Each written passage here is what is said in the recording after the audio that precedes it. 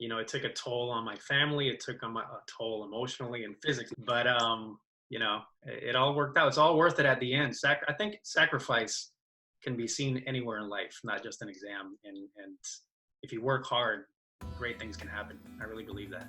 Yeah. Hey everybody, welcome back to Hanging Out with Successful Bar Exam Takers. And we have a great story, one that I am so excited to share with you, Phillip Arroyo. Hi Phillip, how are you? Hi Jackson, it's great to be with you. Man, I am so proud of you. I feel like a proud papa here. And I'm dying to let you tell people your story, because this has not been an easy process for you. And it just represents such a accumulation of effort and desire and skill. And I really want you to be able to have your moment here and talk about this, because I know you're going to inspire a lot of people. Let's just start with a little bit of background. Why don't you tell people a little bit about yourself and how you came to be in a position to take the Florida bar? Well, my name is Phillip Arroyo. I moved here from Puerto Rico, where I was raised almost my entire life, in 2014 as a result of the financial crisis over there. So I came over here. I transferred law school. I started my first year of law school in Puerto Rico. I transferred here to Florida A&M University in Orlando. And, it was a struggle because, law school is a struggle as it is, but I had to study part-time. So I went to work full-time during the day, and then I went to law school at night. We used to get out like at 10:30, 11 p.m. at night, and then study as much as I could in the weekends and during the week. So, when time came to take the bar exam in 2017, and I'm not ashamed of saying it, I failed 4 times. I took the bar exam 4 times, and the reason I'm not ashamed of saying it, because I just hope this video would inspire more people who haven't passed. I can tell you that there's a possibility to pass. Yeah, and I think it is going to inspire a lot of people. And we want to talk a little bit about what you did originally in your studies, and then how you changed it up and what you did differently. But I don't want to minimize the fact that English was not your first language, correct? I've been able to speak both languages, but yeah, Spanish is my first language, yes. And I think that for people who have been raised in Puerto Rico or even went to school in Puerto Rico, taking the Florida bar is a massive challenge because of the language challenges, as well as cultural and just testing. And I think that when you have the ability to take the exam in a bilingual environment that you've come from, that is really an accomplishment. And if you asked me to take the bar exam in Spanish, I mean, the result would not be good. So, I think that's really remarkable. Let's back up and talk a little bit about the first couple of times you took the bar exam, coming out of A&M. How did you prepare for the test? Well, unfortunately, I just signed up for the typical, big box bar reviews, as you call them. And, I worked as hard as I could studying. I continued, unfortunately, to have to work during the day full time. I would recommend, as you have done as well, to people to, dedicate as much time as possible. But that's basically what I did. I just used a typical big box bar review. I'm not going to mention their names. We all know them. Yeah. And it didn't work out. Okay. And it wasn't until I signed up with your course that I realized that it was more efficient, because you actually explain deeply each answer, and the wrong answers too. And I think that's crucial, especially in the MBE. Yeah. And for you, the process was that you took and passed the multi-state, but didn't pass Florida when you came to us. Your multi-state went up. Do you remember how many points? Look, my first time taking it was 119. That was with the big box bar review. Then I went up to 131, and now it went up to 143. Wow, that's quite a jump. Yeah. So yeah. Yeah. And so we're going to get into in a minute what you did differently around that, but that's a big jump. And then with the multi-state locked in, you've turned your attention to the Florida portion, the essays and the Florida multiple choice, and then you pushed through in February and passed that part. What did it feel like when you got the word that you had passed? I still can't even describe it. There's no way to describe it. I just feel like it's been so long studying for this exam, Jackson, that it just feels like I was just released from prison. Yeah. I didn't have my life, and thank God for my wife. She's been a real trooper. She's an attorney herself. She passed out on her first try. So. Okay, so she's not holding that over you, though. No. Okay, good. But she had a lot of patience. And she said, "You're going to get it. Don't ever quit." So I just tried to block out all negativity. I'm a big data guy. I've seen, the statistics about repeat takers, and I just decided to enter a state of denial. I said, that's not going to be me. This is a mental game, and thank God it happened. Yeah, I think that's really important to keep in mind. I mean, the statistics in this exam, the one that you passed, only 20%, we presume about 20% of repeat bar takers passed. So out of 1,000 bar takers, about 200 people. So you're in a very select group of folks. And obviously, the more times you take the exam, the steeper the odds become that you won't pass. Did you go through periods of discouragement where you thought, I wonder if this is ever going to happen? I have to say the first couple of times that I failed, because I've always been, a competitive person. The first time that I failed, first couple of times, I said, I'm just going to get back on the horse. Everything's going to be okay. But the last administration in February, when I failed, it was really heartbreaking. At that moment, I thought, I started to doubt myself. Yeah, and I remember when we talked, and there was a little bit of doubt there, and but also what I would take away from that, what I remember from that conversation was how much you'd improved the multi-state, what a Yeah, big jump that was, and what a boost of encouragement that was to you. That okay, it is now manageable, it's doable, and if I turn my attention to the other part of the exam, I think I can push over the top. Is that an accurate perception? absolutely. I think that once you get within striking distance, it's like any period of mourning, right? First, there's, sadness, I believe, then agitation, you get mad, and then you accept it and embrace it. And I think that when I entered that period of embracing it and accepting it, I realized, you know what, this isn't so bad. I'm within striking distance, so I can do this. And Yeah. I just got back on the horse. Yeah. How many hours a week would you say you studied leading up to this last exam? I would say more than 40 hours. It was like a job. I did, midway through studying for this last time, I was working for an online translation business. I left it midway and I started my own translation business. So it's one of the advantages of entrepreneurism. You have flexibility. So, thank God that worked out. I was able to, support ourselves fairly well, and I was able to study more time. And that I believe really helped. I think time management is very, very crucial. Yeah, I agree. I think it's particularly critical. And you studied over a longer period of time, and you got your results, and you turned right around and went back in and studied. Sometimes people ask me questions like, I get my results. Should I wait a while before I start studying again? But you jumped right back in, didn't you? Yeah, I think I probably took like 5 days off to mope about it. But then Yeah. after that, I just got back in, starting to work from day one again, and it Yeah, worked. and I think that's a good strategy. I mean, you're competing against people that are Yep. retaking, so you want to get started at least when they're started, if not before. Mhm. So that certainly made a difference. So you went back and you studied for both the MBE and Florida, and now knowing that you've already gotten a passing multi-state score, you're safe no matter what happens. So let's Yeah. talk about that strategy. What was your thought process about taking both parts of the exam? Well, I thought very seriously about just taking the Florida portion, but since I've taken this exam so many times, I've begun to realize that it's true what they say out there, that the Florida portion is a little more subjective, rather than the MBE portion, which I think is more objective, especially with the multiple choice section of the Florida portion, which is brutal. And I think that if you're able to identify that you can get a good score on the MBE, you should take advantage of that strategy in Florida, which you can use to overall pass. Yeah. Yeah, yeah, it's a nice piece. Now, another interesting part of this is that because your score is high enough, you actually could transfer that multi-state score somewhere else and have some other options. Have you considered that? I mean, is it too early to be No, thinking about that? I haven't. Thank you for suggesting that. I didn't know Oh, that. okay. Yeah, Yeah. yeah, yeah.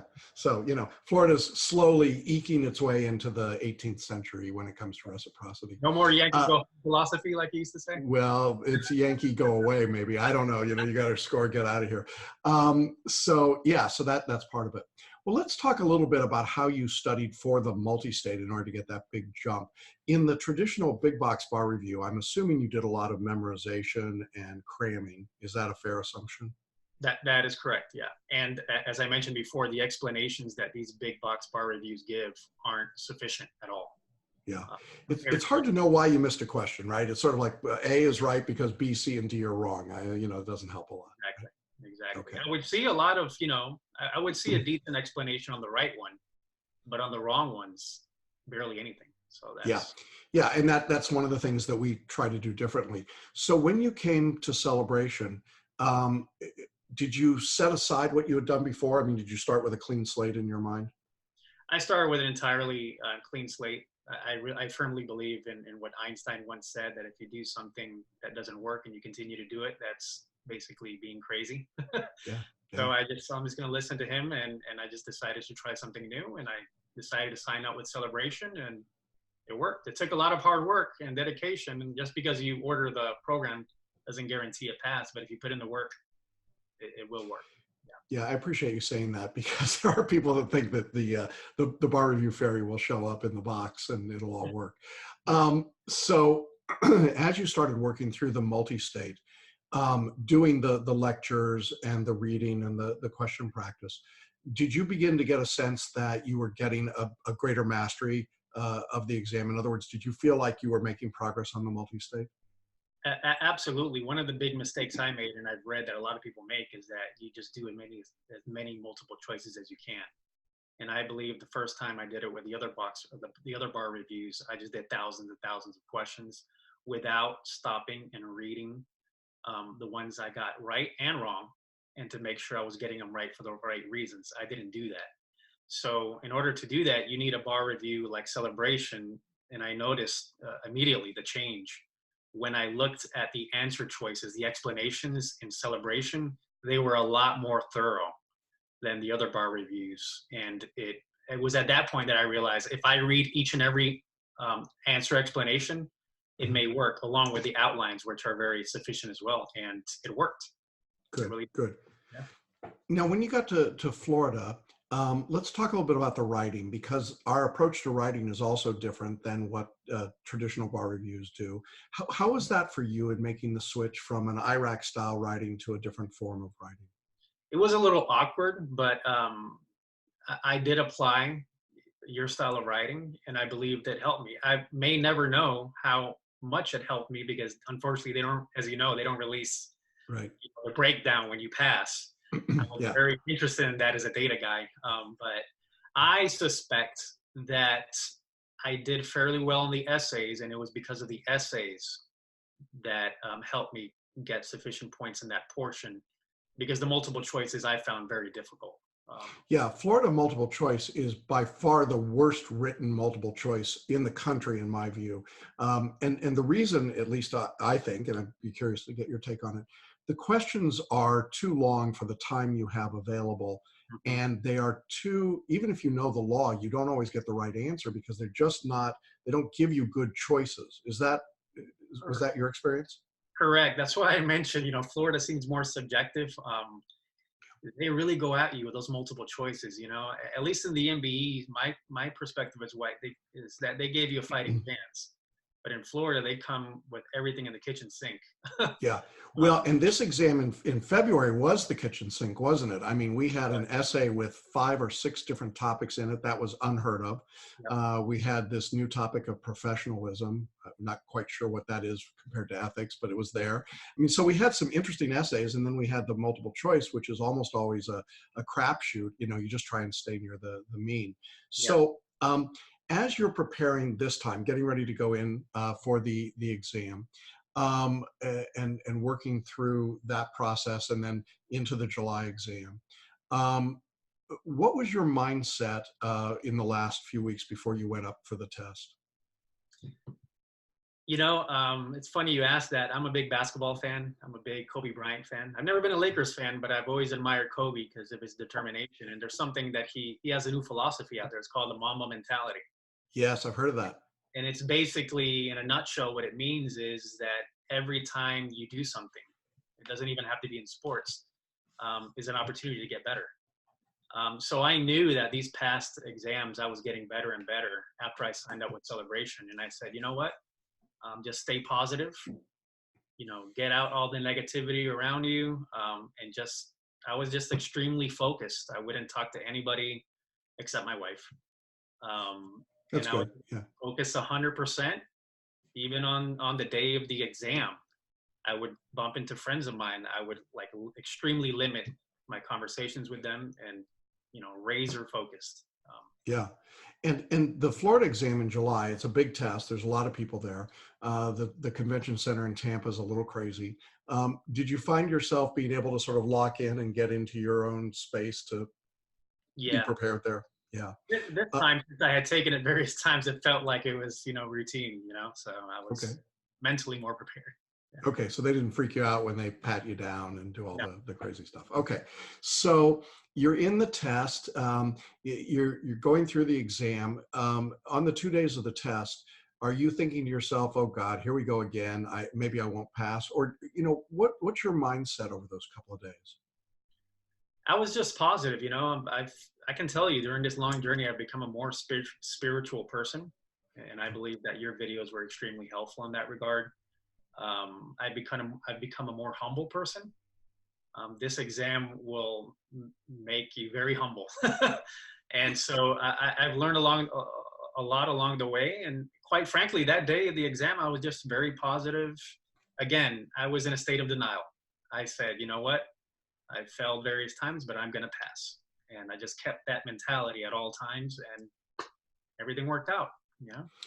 Yeah. Yeah, that's great, and I'm glad that our videos and emails and things helped. I think being spiritual, right? What's the saying? There are no atheists in foxholes or at the bar exam. Exactly. I think that being spiritual makes a difference. Um, After the exam, there is about a 6-week waiting period, and of course, you've been through the waiting period before with mixed results. What's it like this time waiting for results? It was mixed emotions. Me and my wife would pray every day. We were terrified because I remember looking to my wife and saying, "Oh God, I mean, do I have to go through this again? I've done it 4 times already, but I really don't know if I have enough in the tank to do it again, both physically and emotionally." Um, so when I got that pass, it was just tears of joy. I Yeah, cannot.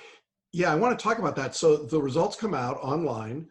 Mhm. Tell me about how you found out about your results and what that was like. Well, I was doing a translation, as part of my business, and I had put the notification, alert on Twitter for the Supreme Court. So I was just going on with my business, doing my translation, and all of a sudden I hear the notification ping. So I'm like, uh-oh, it's the moment. So I stop what I'm doing. I'm in my living room. I was already on my laptop, so I pull up the Supreme Court website, click, and I remember like covering half of the screen with my hand and just looking for my number. And then when I released my hand, it said pass, and I still can't explain the feeling. It's the most unbelievable feeling you'll ever feel in your life. It's just amazing. It I makes it called, all worthwhile, doesn't it? Yeah. yes, I texted my wife. She's a professor at Rollins College, and I remember texting her, I finally passed. And she had told me that she didn't check it until the class was up, because in the past she had checked it while she was giving class, and it was like a Debbie Downer. Bad. But this time she waited until after the class was over, and she just burst into tears in the hallway. And it was just great news. It was a great day. Yeah, Yeah. that's awesome. I think sometimes we lose sight of the fact that our families take the exam with us, right? They're going through the whole process. You're delaying and deferring things. You said, you felt like you got your life back, and we hear that a lot. But there are events you can't do. There are vacations you can't take. There's time with the family and time in your community and in your church and other things that just don't happen. And so your family has to sort of put their life on hold as well. It's got to be an enormous relief for you as a family to be able to move past this. Absolutely. I hadn't seen my family for months.